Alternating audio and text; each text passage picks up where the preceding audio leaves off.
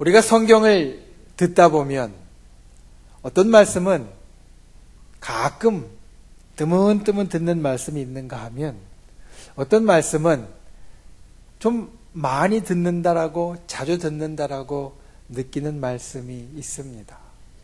왜 그런가?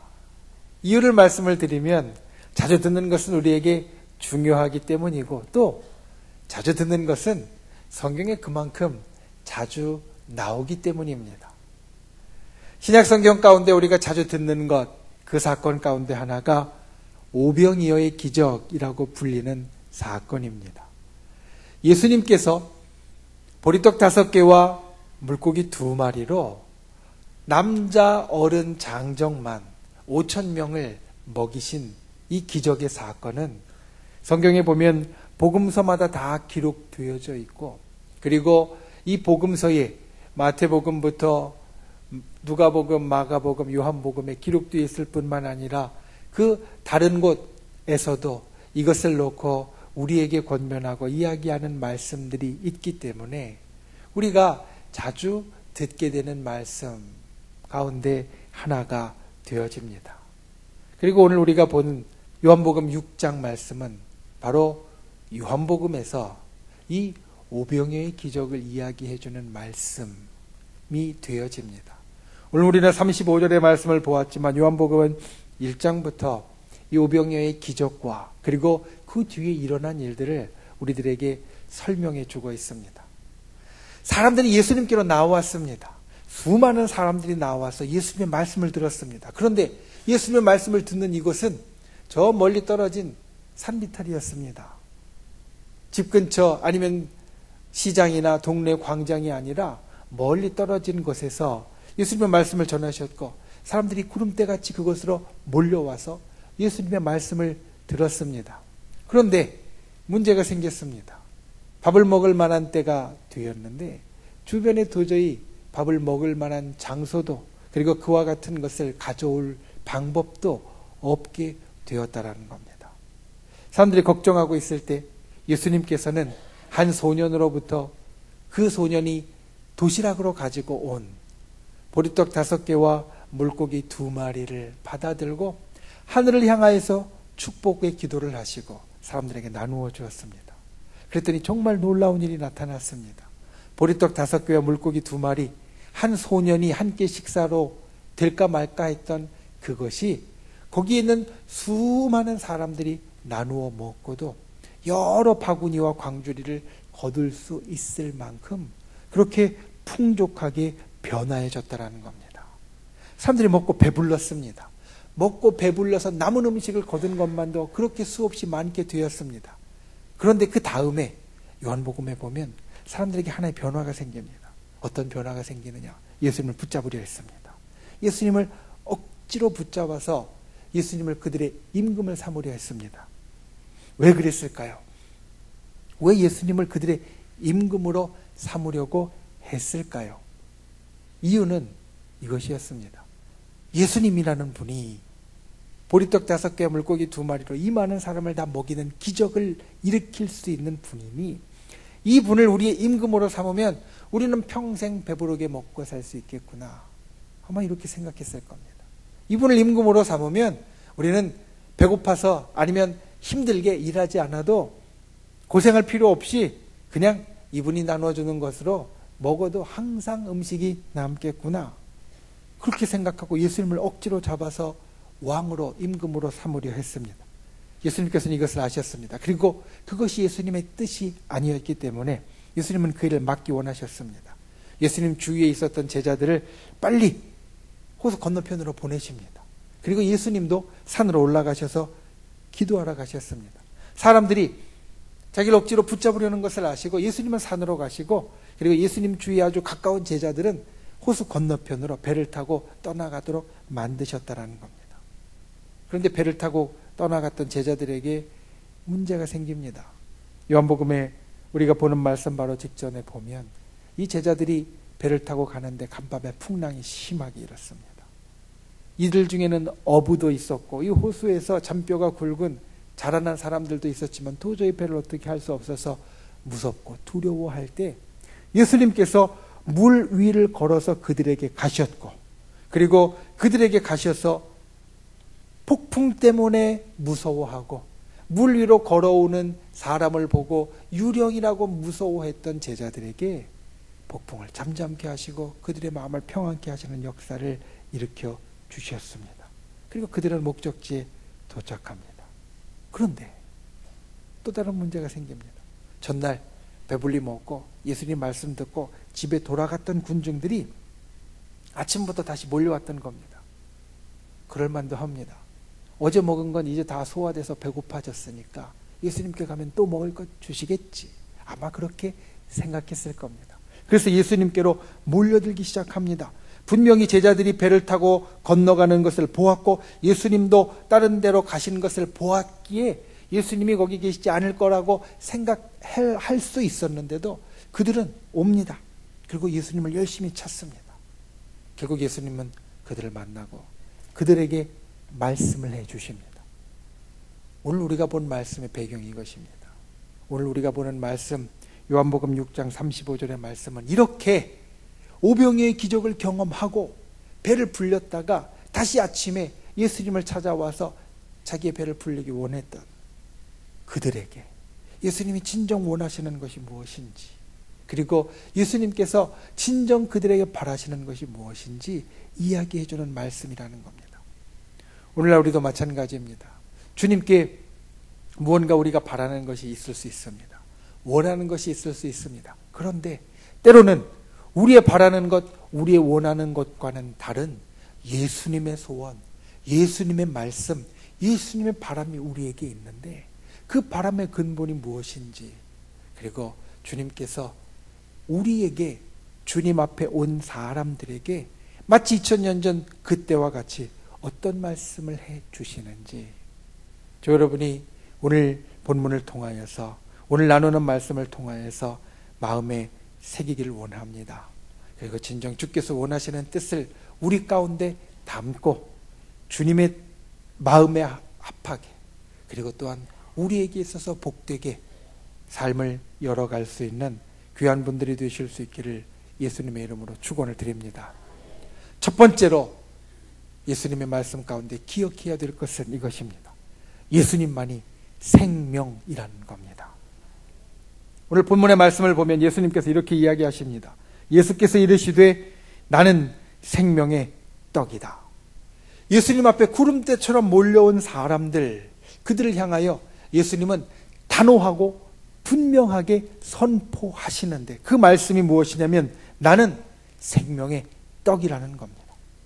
그런데 이건 사실 사람들이 생각했던 것, 당시 이 말씀을 듣던 사람들이 생각했던 것과는 달랐습니다. 당시의 사람들은 이 아침에 예수님께 왜 왔냐면 무언가 진짜 먹을 것을 찾아서 온 겁니다.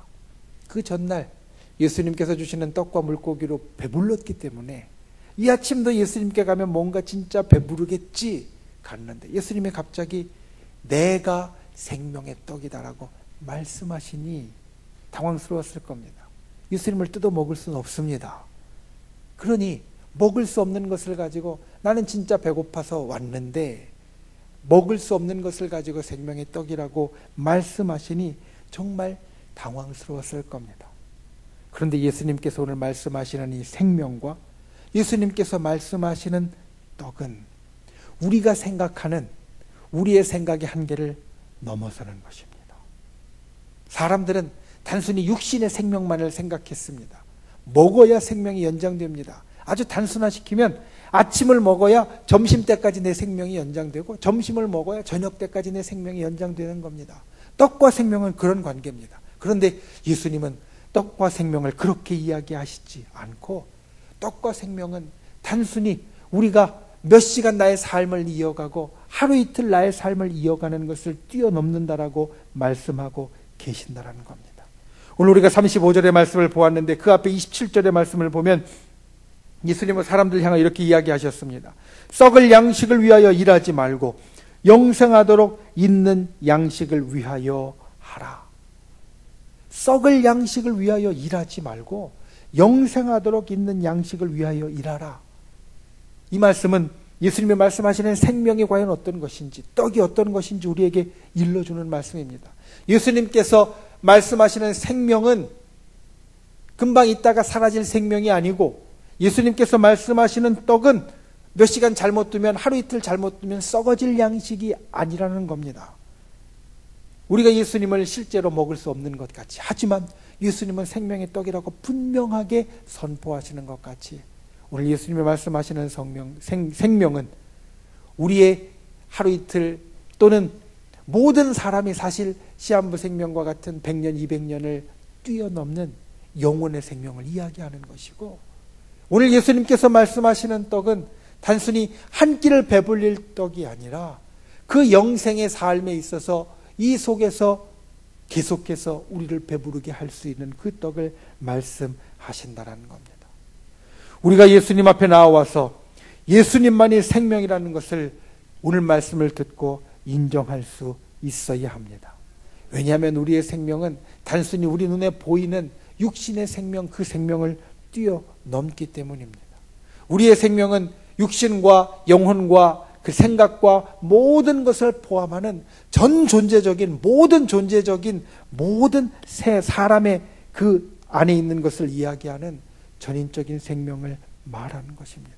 그리고 그것은 하나님께만 달려 있습니다. 안타깝고 애석하지만, 왜 안타깝고 애석하냐면 내 생명은 내 거라고 생각하는 분은 충분히 그렇게 생각할 수 있지만, 실제로 우리가 보면 우리의 생명은, 우리의 전체로서의 생명은 하나님께만 달려있다는 겁니다. 왜냐하면 우리는 하나님께서 지으신 피조물이기 때문입니다. 피조물이기에 사실 더 좋은 것이 있습니다. 그것은 무엇이냐면 생명이 나의 방식으로 처리되는 것이 아니라, 또는 사람의 방식으로 처리되는 것이 아니라는 겁니다. 사람의 방식으로 처리되면 사실 그만큼 불완전한 것이 없을 겁니다. 왜냐하면 사람의 마음은 이때 저때 바뀌고 시간이 지나면서 이리 흔들 저리 흔들하는 것이 사람의 마음인데, 사람의 마음대로, 사람의 생각대로, 사람의 계획대로 우리의 생명이 좌우된다면 그만큼 불안한 것이 사실 없을 겁니다. 그런데 오히려 우리의 생명이 견고하고 든든하고 변하지 않으실 하나님에 의해서 주관되어지므로 우리는 진짜 우리의 생명이 더 든든하다라고 말할 수 있고, 그렇게 고백할 수 있게 되어집니다. 여러분 기억하십시오. 예수님을 믿어야 삽니다. 생명의 떡이라고 말씀하시는 예수님을 믿어야 삽니다. 아침을 먹으면 점심때까지는 살 수 있습니다. 점심을 먹으면 저녁 때까지 살 수 있습니다. 그런데 예수님을 먹어야, 예수님을 우리 가슴에 담아야 우리는 영생하도록 살 수 있습니다. 오늘 예수님의 이 말씀을 기억하는 분들이 되시기를 바랍니다. 생명의 양식인 예수님을 이 속에 가지시는 분들이 되시기를 바랍니다. 예수님을 주로 고백할 수 있는 분들이 되시기를 바랍니다. 예수님을 믿는다라고 내 입술로 고백할 수 있는 분들이 되시기를 바랍니다. 이게 생명의 떡을 먹는 겁니다. 생명의 떡을 먹는 것은 예수님의 살을 뜯어먹는 것이 아니라 예수님이 나의 주님이십니다. 예수님이 나의 주님이십니다. 내가 주님을 믿습니다 라고 고백하는 것이 바로 생명의 떡을 먹는 것이고, 이 생명의 떡, 이 진짜를 가져야 우리가 영원토록 배부른 자가 될 수 있다는 겁니다.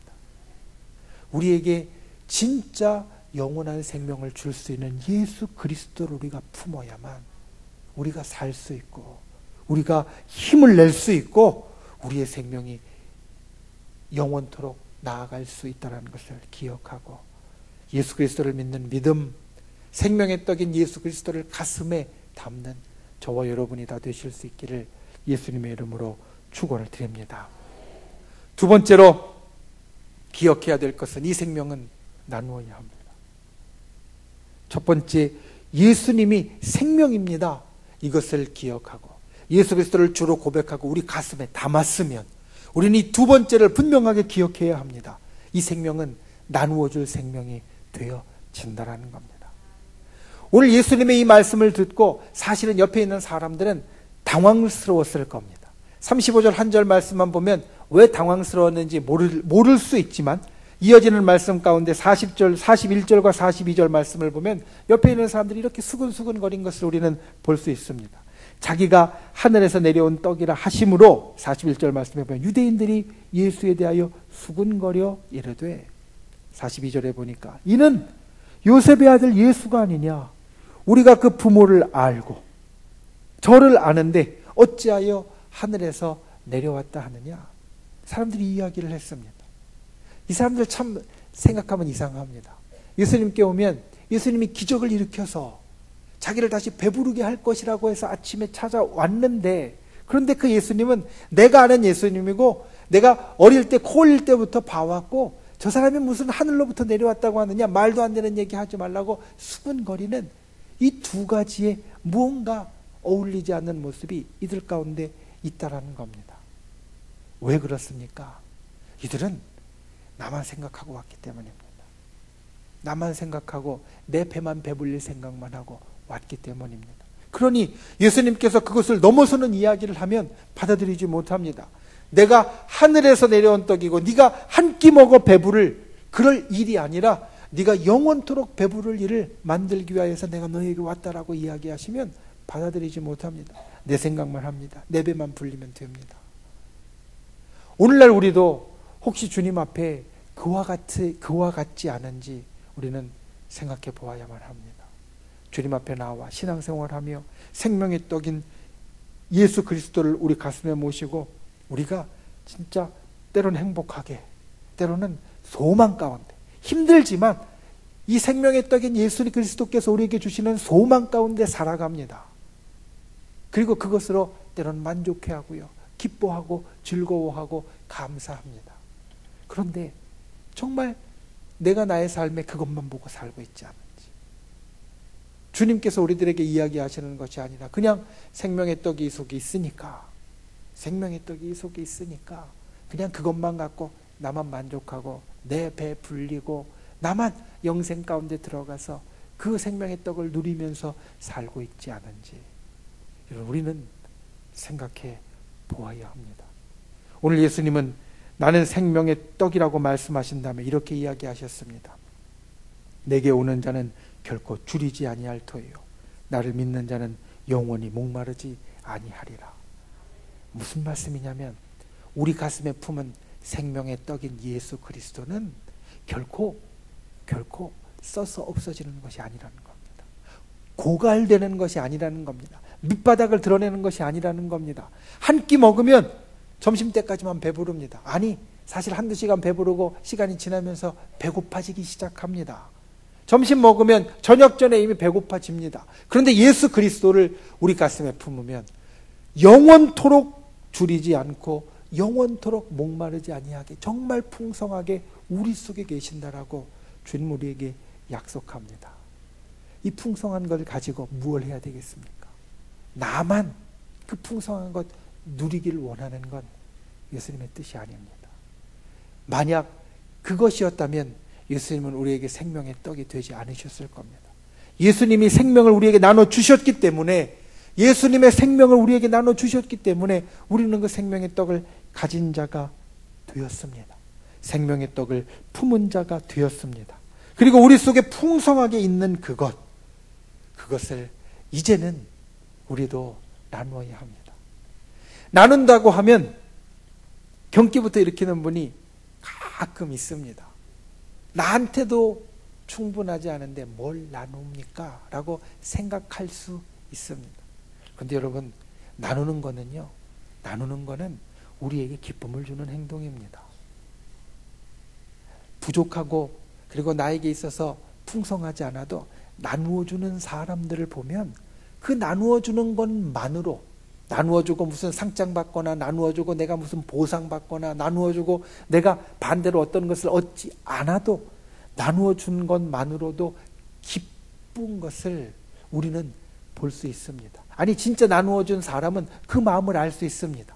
나누어줄 때 우리 속에 있는 것이 없어지는 것이 아니라 나누어줄 때 오히려 더 기쁨으로, 더 감사함으로 우리를 채울 수 있다는 겁니다.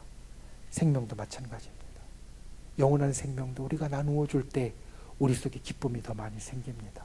영원한 생명도 우리가 나누어 줄 때 우리 속에 더욱더 풍성해집니다. 영원한 생명도 우리가 나누어 줄 때 우리 가운데 감사가 더 많아지고, 그리고 그 생명이 진짜 소중하다는 것을 우리도 다시 깨닫게 되어진다는 겁니다. 기억하십시오. 우리는 예수님의 생명을 나누어 주셔서, 우리는 예수님의 생명을 나누어 주셔서 이 속에 생명의 떡을 가진 자가 되었습니다. 우리도 이 가진 생명의 떡을 나누어 줄 수 있어야 합니다. 그것이 예수님에게 우리에게 맡겨주신 사명이고 예수님께서 우리에게 부탁하신 일입니다. 저 여러분이 그와 같이 생명을 나누는, 진짜 생명을 나눌 수 있는 그러한 귀한 분들이 되실 수 있기를, 우리가 가진 예수 그리스도를, 그 생명의 떡을 다른 사람들에게도 나누어 줄 수 있는 분들이 되시기를 예수님의 이름으로 축원을 드립니다. 말씀을 맺습니다. 오늘 예수님의 말씀, 요한복음 6장 35절 말씀. 예수께서 이르시되 나는 생명의 떡이니 내게 오는 자는 결코 줄이지 아니할 터이요 나를 믿는 자는 영원히 목마르지 아니하리라. 이 말씀은 요한복음에 예수님께서 하신 많은 말씀 가운데 가장 핵심이 되는 말씀, 그렇다라고 이야기할 수 있습니다. 굶주림과 목마름, 우리 사람들에게 있는 겁니다. 어떤 사람은 육신이 굶주리고 목마르고, 어떤 사람은 영혼이 목마르고 굶주립니다. 아니라고 거부하는 사람들 가끔 있기는 하지만 그 마음 깊은 곳에 가면 실제로는 그렇지 않습니다. 무언가 굶주리고 목마름을 경험하지 못하는 사람은 정말 철없는 어린아이 밖에는 없습니다. 아니, 어린아이도 이 굶주림과 목마름을 경험합니다. 말을 못해서 그렇지 배고프면 울면서 엄마한테 젖 달라고 우유 달라고 말합니다. 우리 인간은 이 굶주림과 목마름에서 사실 벗어날 수 없습니다. 예수님은 이 말씀을 하고 싶었던 겁니다. 어제 오병이어의 떡을 먹고 그리고 물고기를 먹고 배불러서 다시 찾아온 사람들, 예수님께 오면 또 한 끼 해결할 수 있겠지.